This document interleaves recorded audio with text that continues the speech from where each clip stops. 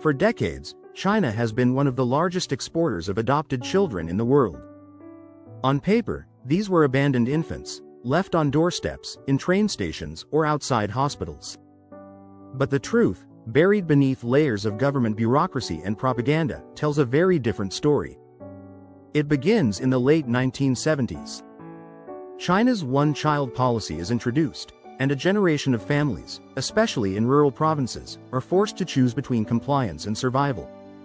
Many who defied the rule had their children taken by force. Some were fined, others imprisoned. And then, a disturbing pattern emerged: babies, mostly girls, began to disappear. These children didn't always vanish into poverty or anonymity. Some were delivered into the arms of well-meaning families in the West, in places like Ohio, Texas, and the Netherlands. These families believed they were saving orphans. But for many of these children, the journey to their new lives started with a crime: abduction. Zhou Chongqi remembers it clearly. It was 1998. He was living in a small farming village in Guizhou province. His wife had just given birth to their second child, a daughter. Officials came to his home demanding payment for breaking the one-child law. When he refused, they took his baby. He didn't know it then, but that child was entered into the state orphanage system. She was given a fake name, declared abandoned, and a few months later, she was adopted by a family in the United States. 23 years later, thanks to a home DNA test, Joe was reunited with his daughter, Mia, who had grown up believing she had been left behind in a box near a train station. The reunion was filled with joy, but also with grief for the years they'd lost. And Joe's story isn't unique. Thousands of families across China share the same pain. And behind it all is a system that, at least for years, profited from it. Orphanages in China aren't just safe havens. In many cases, they've been part of a money-driven pipeline.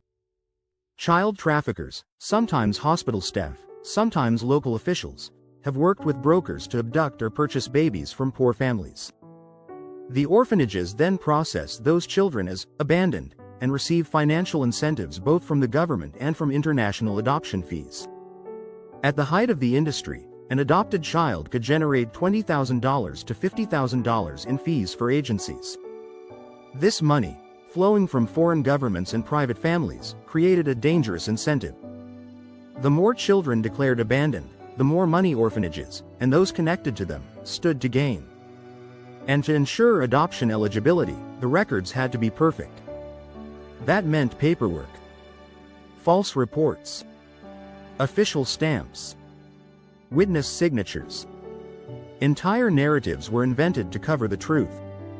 In one case, babies were listed as being found by police when they had, in fact, been taken directly from their homes. Many of these children were labeled as special needs cases to speed up processing. Activists have even documented instances where infants were intentionally injured, burned, disabled, or starved, to meet adoption eligibility for special needs placements, which allowed for quicker approvals and higher fees. In recent years, growing awareness and international pressure have exposed some of these practices. But the crackdown has been slow, and many perpetrators remain untouched. In 2024, China abruptly shut down all foreign adoptions, citing demographic shifts and national interest. But for many, the timing was suspicious, coming just as more trafficked adoption cases were being uncovered online. Today, hundreds of adoptive families around the world are in limbo. They've met their children through photos and video calls. Some have even held them during pre-adoption visits. Now, the doors are closed. The children remain in Chinese orphanages, many growing up without knowing why they weren't allowed to leave. Meanwhile, birth parents in China, often still searching, turn to underground networks and social media to find the children who were taken from them decades ago. The process is dangerous. Talking about it publicly can lead to arrest or harassment. That's where activists like Brian Stye come in. His organization, DNA Connect, uses commercial DNA kits to help adoptees around the world reconnect with their biological families. It's a digital revolution for a deeply human problem. Every week, they match people who never thought they'd meet again.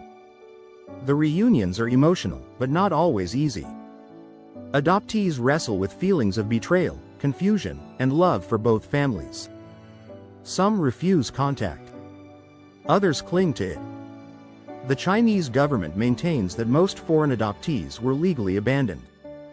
But too many stories, too many matching timelines, hospital records, and confessions tell otherwise. The truth has slipped through the cracks, piece by piece. This isn't just a story of babies taken long ago. It's a story of broken families, corrupted systems, and a global web of adoption that, for years, turned a blind eye to the darker parts of the process. Somewhere in a Chinese village, a mother still lights incense for the daughter she believes is gone forever. Somewhere in America, that daughter is scrolling through a DNA app, wondering why she never felt like she had the whole story. And somewhere in between, the truth is still being buried, by shame, by silence, and by power. But the voices are growing louder. The records are being exposed. And piece by piece,